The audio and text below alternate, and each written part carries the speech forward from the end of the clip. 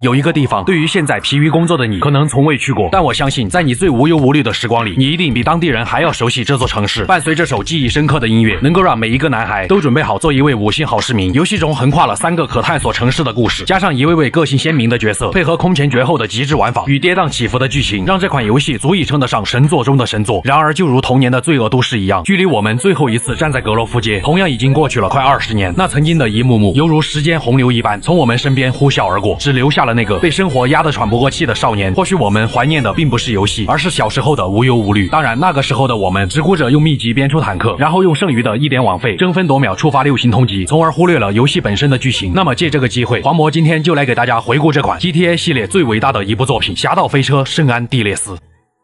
故事的主角是一位平平无奇的黑人卡尔·约翰逊。在自由城度过了5年时光的卡尔，从哥哥斯威特那里得知了母亲遭人谋杀后，便立即从自由城回到了故乡洛圣都。谁知刚离开机场，卡尔就被极端条子坦佩尼拦下。因为卡尔是格罗夫家族的一员，再加上2人曾有过节，坦佩尼随便找了个理由就借走了卡尔存了5年的首付。尽管卡尔早已不问江湖世事，并且成为了一名守法公民，可坦佩尼这位极端条子却依旧不依不饶，不但以莫须有的罪名威胁卡尔，为自己干一些极端脏活，还将卡尔扔在了敌对帮派巴勒帮的地盘。无奈之下，卡尔只能从这个梦开始的地方借了一辆自行车，一路小心翼翼地骑向了格罗夫街。阔别5年，卡尔回到了自己出生的地方，熟悉无比的房间内已经没有了母亲的身影。卡尔看着母亲的遗像，脑海中浮现起了当年的种种回忆。想到这里，卡尔不禁陷入了自责与悲伤之中。这时，格罗夫帮的老干部大烟哥冲了出来，好在室内光线充足，这才让他认出了卡尔。这么多年不见，又黑了。于是大烟哥立马展现出了和蔼可亲的一面。简单叙旧过后，卡尔在大烟哥带领下前去参加母亲的葬礼。多年未见的姐姐坎德尔立即拥抱了卡尔，可大哥斯威特却对卡尔没有什么好脸色，因为5年前卡尔曾在一次帮派战斗中意外导致了弟弟不幸身亡，无法原谅自己的卡尔这才选择离开了洛圣都。但也正是因为这5年，昔日强大的格罗夫家族早已衰败，甚至一向反对面粉的家族都无法阻止面粉做的烤面筋渗透进家族，所以这才让斯威特耿耿于怀。但冥冥之中自有定数，或许正是因为母亲的意外离世，才促使兄弟放下成见。卡尔下定了留在家乡的决心，准备与大哥和其他兄弟们一起让格罗夫家族再次登上洛圣都顶点。可敌对势力巴勒帮靠着面粉生意早已今非昔比，甚至就连卡尔母亲的葬礼他们也不忘来打压一番。卡尔作为格罗夫家族的战力天花板，自然不会就这样善罢甘休。为了帮家族做些事，卡尔前去找到了家族的另一名老干部莱德。莱德这人狂妄自大，有些看不起卡尔，并且做事毫无章法可言，竟然头戴丝袜向餐馆的熟人乞讨。最尴尬的是，他不仅被店员认了出来，还连累卡尔被追了几条街。好在还是嘴硬心软的大哥斯威特比较靠谱，他带着卡尔前去周围的街区，喷上了格罗夫家族的涂鸦，兄弟之间的关系也因此缓和了不少。尽管斯威特嘴上不饶人，但见到弟弟囊中羞涩，他还是会在经济上给予一定的支持。随后经过众人的商议，本打算将兄弟们重新召集起来，可因为许多成员吸食烤面筋成瘾，导致他们早已丧失了斗志。为了彻底断绝面粉的侵蚀，卡尔与莱德一同前去端掉了面饭的据点，解决了帮派堕落的根源，并且还通过乞讨要到大批的装备和弹药，提升了格罗夫家族的火力。在卡尔这个最强战力的帮助下，无论是死对头巴勒帮，还是其余的极端势力，都在他们手里吃了不小的亏。家族也在重新运作下逐渐壮大。期间，卡尔等人前去迎接了刚踩完缝纫机的老友杰弗里。杰弗里疑似在工作中接受了某凡的长期熏陶，他不但学会了反向 Reaper， 还将自己的名字改为了欧基洛克。为了让这位老友重新走回直道，卡尔帮助欧基洛克前去拿回了被狱友偷走的乐谱。不得不说，欧基洛克的枪法是真的烂。当然，欧基洛克的梦想那可是成为一个有名的 rapper。Hey, it's OG Loc, homie,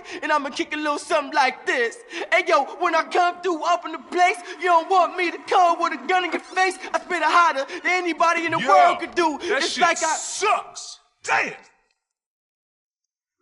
尽管如此，卡尔却依旧是个甘愿为兄弟赴汤蹈火的人。为了帮助欧基洛克实现梦想，卡尔前往了著名说唱歌手疯狗多克的豪宅，借走了一份珍藏的乐谱，不还的那种。借疯狗多克的经纪人打压欧基洛克，卡尔毫不犹豫地把经纪人送上了天，没有了任何阻碍，欧基洛克一跃成为了娱乐圈的红人。另一边，二姐坎德尔因为与墨西哥帮一名叫塞萨尔的白人谈恋爱，导致大哥斯威特非常的不满和担心，再加上兄妹2人本就性情暴躁，于是只能由弟弟卡尔前去照看。起初，卡尔为了保护二姐，与姐夫塞萨尔闹了一些小矛盾，不过姐夫很快就用自己的友好和义气打消了卡尔的顾虑。塞萨尔为卡尔介绍了许多公路汽车比赛，让他能够挣一些额外的零用钱。塞萨尔也成为了卡尔最坚实的后盾。当然，格罗夫家族的老成员也并不是没有变化。早已染上面瘾的莱德似乎对烤面筋越来越无法抗拒，说话做事都透露着一股神经质。而卡尔每一次去找大烟哥的时候，他几乎都能碰见之前威胁他的极端条子坦佩尼。但本就老实和单纯的卡尔却对此并没有往心里去。而极端条子坦佩尼也找上了卡尔，他为了维持各大帮派之间的平衡，并从中捞到好处，所以才威胁卡尔这种帮派成员替他做事。无奈之下，卡尔只能帮坦佩尼除掉一名帮派成员。可就在他试图烧毁目标房屋的时候，一个女孩被困在了即将烧毁的房屋中。本就心地善良的卡尔又怎么能看得下去？于是他冲入火海，将女孩救了出来。这也让卡尔终于有了自己的第一位女友。随着卡尔不断打击其他势力，并且蚕食巴勒邦的地盘，格罗夫家族也在日益壮大。恰好最近被卡尔删号的一名巴勒邦老干部将要举行葬礼，届时巴勒邦的首领肯定会出现，这也是一雪前耻，并让敌人入土为安的最好时机。于是，在卡尔和斯威特的带领下，他们直接打了巴勒邦一个措手不及。敌方首领凯恩也死在了卡尔枪下。如今也到了格罗夫家族东山再起的时候。由于之前的巴勒邦贩卖了大量的面粉给家族成员，导致家族军心涣散。大哥斯威特决定召集所有的家族分支开会，彻底断绝面粉这个祸害。闻听此言，大烟哥那是直呼好好好，就这么玩。于是大哥斯威特、卡尔、大烟哥、莱德4位家族老干部前往了汽车旅馆准备开会。可斯威特前脚刚进去，众多条子就出现在了旅馆外面。大烟哥和莱德立马打起了退堂鼓。卡尔见大哥有难，也顾不得那么多，径直冲进了旅馆。毕竟是家族的最强战力，卡尔很快便将大哥救了出来。好在大烟哥和莱德并没有跑太远，街上兄弟二人便试图逃离追捕。经过一番可以吹一辈子的追逐战，格罗夫家族也终于可以团结起来，共同对抗敌对帮派了。接下来就是对巴勒邦发起总攻的时候。可即将出发之前，姐夫塞塞尔联系上了卡尔，他表示有件重要的事需要卡尔亲自过去看一下。如果在电话里说，卡尔肯定不会相信。之后发生的事情也证明了姐夫塞塞尔是多么的靠谱。在姐夫的带领下，卡尔见到了难以置信的一幕：大烟哥和莱德不但与巴勒邦的人勾结，还在为极端条子坦佩尼卖命。而当初与谋杀母亲有关的一辆绿色军刀车也出现在了这里。看来家族被面粉侵蚀，开会被条子包围，母亲被人谋杀，一切都与这两个叛徒脱不了干系。想到这里，恍然大悟的卡尔立即驾驶汽车，飞一般的向着大哥斯威特与巴勒邦的决战地点赶去。果不其然，当卡尔赶到的时候，斯威特和家族成员已经中了埋伏，巴勒邦将他们团团包围。卡尔无奈之下，只能独自一人反包围敌人。就算凭借丰富的武器装备，卡尔最后也难免被赶来的条子逮捕。之后重伤的斯威特进去踩了缝纫机，卡尔则因为对极端条子坦佩尼还有利用价值，所以被其流放到了乡村地区。如果卡尔想保全自己和斯威特的性命，就得继续为坦佩尼做事。至于大烟哥和莱德，他们只会彻底接管格罗夫家族。卡尔也被勒令不准找他们的麻烦。人在屋檐下，背井离乡的卡尔只能为坦佩尼做起了极端脏活。之后卡尔除掉了掌握坦佩尼犯罪证据的证人。过分的是，坦佩尼准备用成吨的面粉陷害与他作对的对手，而面粉则需要身无分文的卡尔自己去买，所以他向卡尔引荐了一个自称为真理者的老嬉皮士。真理者不仅有着一座种植面粉的农场，同时也是为坦佩尼提供面粉的供货商。当然，现在的卡尔要钱没有，要命一条。为了取得真理者的信任，他只能前去隔壁农场为真理者借了一辆收割机。二人也算是成为了朋友，但同时购买大量面粉的资金也是一个问题。不久后，姐夫塞萨尔带着姐姐也来到了乡下。洛圣都那边已经乱成了一锅粥，姐夫的帮派也被打散。为极端条子卖命的大烟哥早已靠着面粉生意赚得盆满钵满。单纯的卡尔本来还以为大烟哥是被胁迫的，如今随着姐夫的一番话，他的最后一丝希望也被磨灭。重振格罗夫家族似乎已经看不到希望，他现在只能先想办法让自己强大起来，这样才能保护好姐姐坎德尔。为了让卡尔能够有个照应，姐夫让他前去投奔了自己的表姐卡特琳娜。不得不说，卡特琳娜这个女人虽然性格火辣，嘴上从不积德，平时也爱向银行的工作人员开一些无责任贷款的玩笑，但她内心里也是一个渴望爱情的温柔女性。在与卡尔相处了一段时间后，她发现自己爱上了卡尔，看似蓄意谋杀，实则害怕失去。卡尔也很快感受到了这股极端的爱。 Please, baby, no. Ow.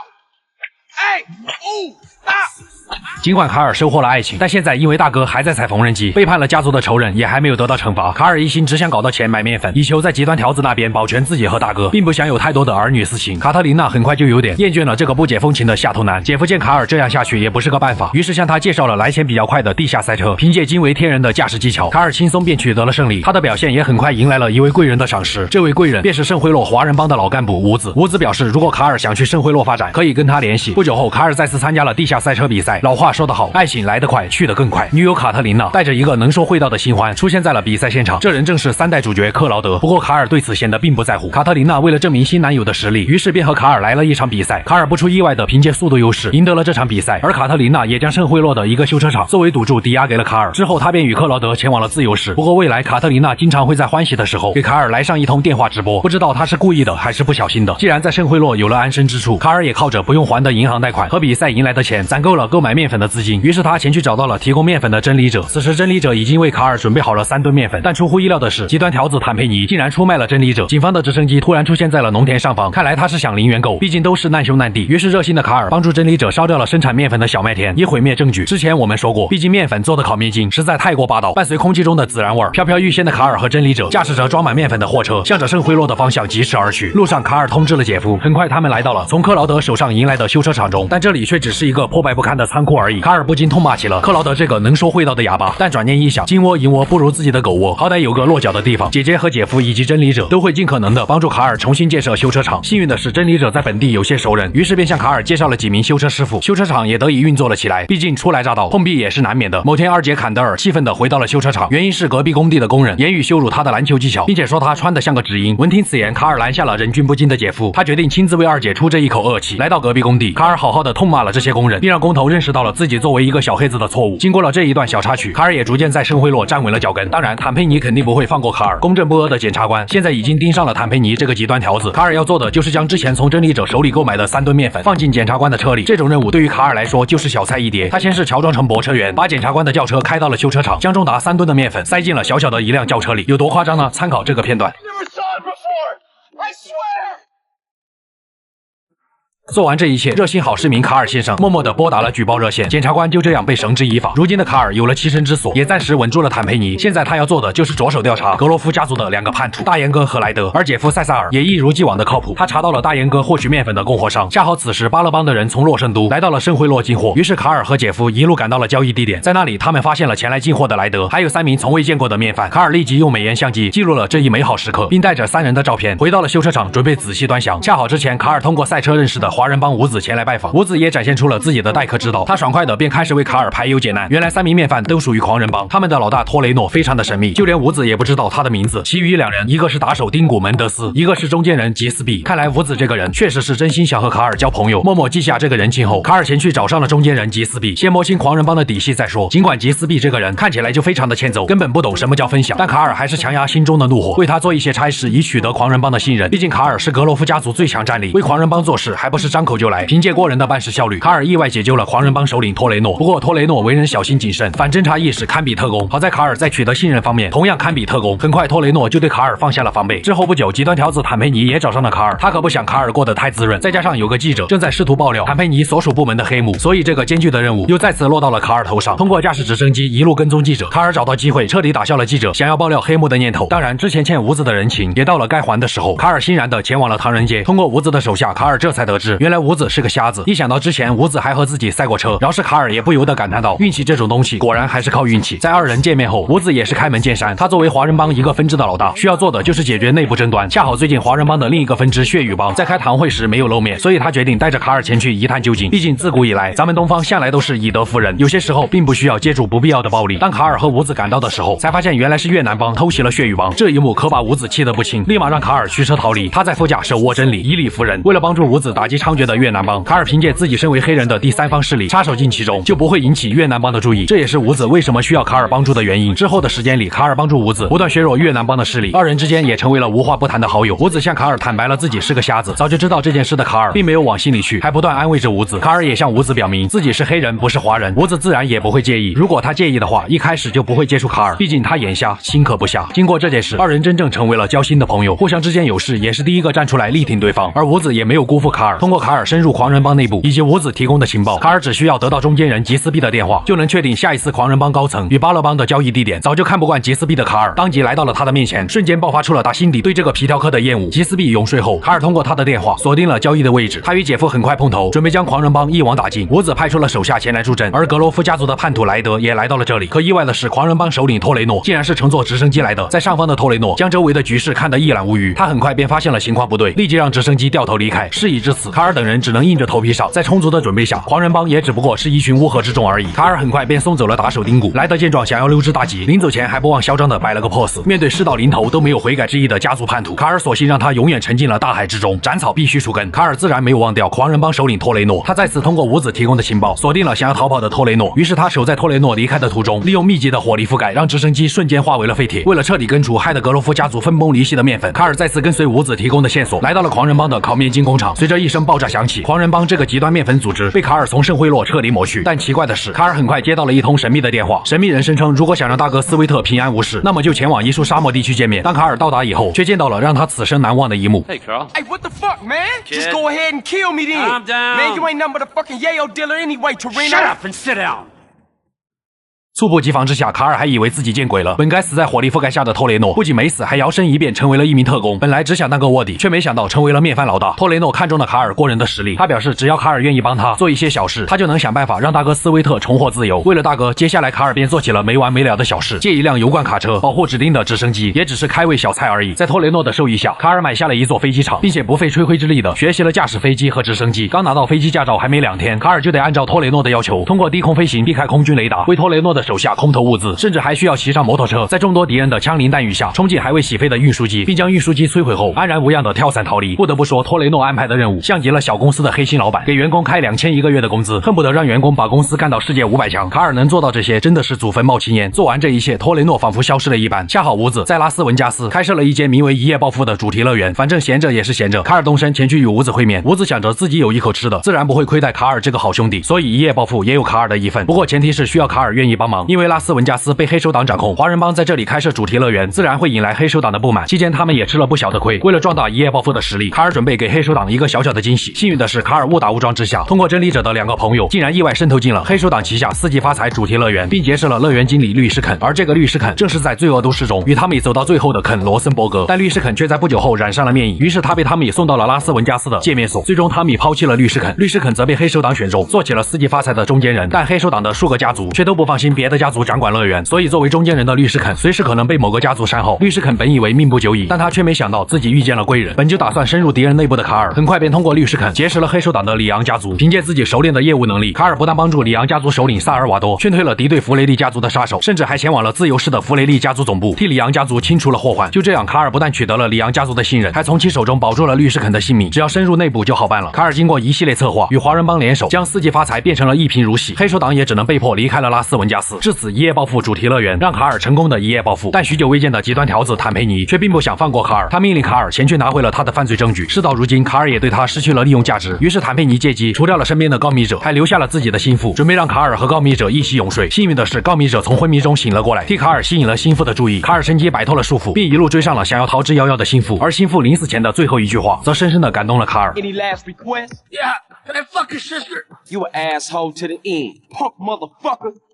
做完这一切，闲来无事的卡尔意外撞见了一个想要跳楼的 rapper， 却没料到竟然是老熟人疯狗多克。也正是因为当初卡尔为了帮助欧基洛克成为说唱歌手，从而借走了疯狗的专辑，送走了他的经纪人，这才让疯狗落得如今这步田地。如今的欧基洛克不但追随了叛徒大严哥，还成为了当红说唱歌手。出于良心的谴责，卡尔用货车救下了疯狗，将他送进了医院。这也让从鬼门关走了一遭的疯狗有了重新复出的勇气。不久后，一夜暴富正在为乐园选拔歌手，忙得焦头烂额。就在他们快被这些歪瓜裂枣折磨到崩溃的时候，重获新生的疯狗多克前来找到了卡尔。为了帮助疯狗重返乐坛，卡尔决定帮他夺回在洛圣都那仅有19个卧室的豪宅。这样的话，他们就可以利用豪宅作为据点，在洛圣都东山再起。此时的豪宅已经被疯狗卖给了一个极端面贩。不过以卡尔现在的实力，夺回豪宅也只不过是件小事而已。卡尔也没客气，立即带领伍兹手下的华人帮，以空投的方式迅速夺回了被面贩占据的豪宅。他们也就此重新在洛圣都站稳了脚跟。就在卡尔盘算着下一步计划的时候，之前那个消失的特工托雷诺再次联系上了卡尔，并声称这绝对是最后一个任务，只要能够完成，大哥斯威特就可以重获自由。卡尔强压心中的愤怒，与他一同来到了一处码头。其实也并不是什么大事，按托雷诺的话说，就只需要从一艘航空母舰上偷走一架军用战斗机，并逃离军方战机的拦截，然后再用战斗机摧毁一个舰队即可。卡尔一听，瞬间破防，这简直比把公司干到世界500强还要过分。可谁让大哥斯威特的性命还在他手里呢？于是卡尔只能照做，抱着试一试的心态。卡尔意料之外的，就像开了挂一般，凭借过硬的身体素质，硬是做到了这件小事。惊魂未定的卡尔刚刚回到豪宅，托雷诺又再一次找了上来。他告诉卡尔，还有最后一件小小的事情。卡尔一听，再也绷不住了，立即表示，我卡尔就算是穷死，兄弟踩一辈子缝纫机，也不会帮你托雷诺再干一件事情。然而接下来，卡尔却在电话那一头听到了大哥斯威特久违的声音。大哥现在还处在蒙蔽状态，本来高高兴兴踩着缝纫机，结果没料到就这样被赶出来了。是大哥踩得不够好吗？卡尔也没反应过来，还在询问托雷诺安排的小事情到底是什么。不得不说，卡尔真的是单纯又耿直。在明白了小事情就是去接大哥的时候，他也不知道说什么了，立马驱车前去迎接大哥斯威特。兄弟二人团聚后，卡尔迫不及待的给大哥讲述了自己最近的经历。他不但搞到了豪宅，还开了一家主题乐园，可谓是在圣惠洛一夜暴富。本以为斯威特会很高兴，却没料到大哥竟然对他破口大骂。斯威特一心只想重振格洛夫家族，他觉得卡尔已经被利欲熏心，这种思想简直跟叛徒大严哥一模一样。毕竟是自己的大哥，卡尔拗不过他，只能陪着大哥再次回到了他们梦开始的地方——格洛夫街。此时的洛圣都街头早已被巴勒帮和面贩们占据，怒不可遏的兄弟二人立即开始着手重新夺回地盘。而兄弟二人的初心也被家族曾经的老干部看在了眼里，他们也早就受够了烤面筋的诱惑，于是决定弃暗投明，和兄弟俩重振家族。之后的时间里，卡尔带着疯狗前去找到了追随大严哥的欧基洛克，夺回了疯狗珍藏的乐谱，并让这个业余歌歌手得到了惩罚。就在格罗夫家族强势回归的时候，电视上播报了坦佩尼被指控的庭审现场。这个无恶不作的极端条子，却因为证据不足被当庭释放。早就不满坦佩尼的市民们瞬间炸了锅，整个洛圣都陷入了一片混乱，无论男女老少都开始了零元购的活动。面对这种局面，大哥斯威特只能召集所有人回到格罗夫街维持秩序。可这时一直帮助卡尔的姐夫塞萨尔，因为墨西哥人趁着混乱抢占了他的地盘，姐夫出于无奈只好前来寻求卡尔的帮助。但格罗夫街此时也需要有人来镇守，卡尔因此显得犹豫不决。可大哥斯威特想也没想，便替卡尔答应了下来。毕竟塞萨尔可是帮了不少的忙，也该是把债还清的时候了。在卡尔的帮助下，姐夫重新夺回了属于自己的地盘。而在之后的时间里，卡尔夺取了近20个被巴勒帮占据的街区，格罗夫帮也终于再次成为了洛圣都最强大的势力。冤有头债有主，也是时候清算大严哥这个叛徒了。在查到了大严哥的位置后，兄弟二人立马驱车赶了过去。面对大严哥固若金汤的据点，卡尔驾驶坦克前去换了一辆特警坦克，并用重型载具的优势撞开了一条突破口，没有任何一个人能够阻挡卡尔对叛徒的向往。就这样，卡尔犹如战神一般降临在了大严哥的身后。可大严哥早已被烤面筋迷惑的神志不清，他对卡尔的寻仇并不意外，并且没有丝毫的悔过之意。卡尔索性也不再留守，立即为格洛夫家族清理了门户。早已被金钱和权力蒙蔽的大严哥，临死前都还在想着流芳百世。就在这个时候，走投无路的坦佩尼也来到了这里。这个极端条子跑路前的还忘不了大严哥的棺材本，他威胁着卡尔替他装好了跑路费。好在关键时刻，卡尔灵机一动。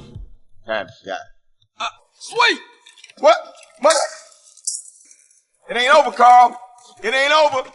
见到穷途末路的坦佩尼想要逃走，卡尔凭借过人的身体素质，强忍被火焰灼烧的痛苦，赶在爆炸之前冲出了大严哥的据点。此时坦佩尼想要驾驶消防车逃跑，大哥斯威特为了报仇雪恨，不顾自身危险，攀附在了消防车的云梯之上。毕竟兄弟二人都是一个麻生的，任凭消防车如何颠簸，斯威特都像磁铁一样牢牢地吸附在了云梯之上。好在卡尔还是追上了消防车，把大哥从上面劝了下来。斯威特也顾不得8成脱臼的手臂，立马接替了驾驶位。卡尔则在副驾驶向着消防车疯狂倾泻子弹。终于坦佩尼再也控制不住消防车，径直冲破围栏，摔到了桥下的水泥地上。最终这位不可一世的极端条子就这样因为车祸不治身亡。而他们此时所处的街道正是梦开始的格罗夫街。故事的最后，众人欢聚一堂，为圣安地列斯的完结增添了喜庆的氛围。但卡尔显得有些落寞，他只想出去在街上走走，因为这里不仅是故事结束的地方，也是我们童年那个梦结束的地方。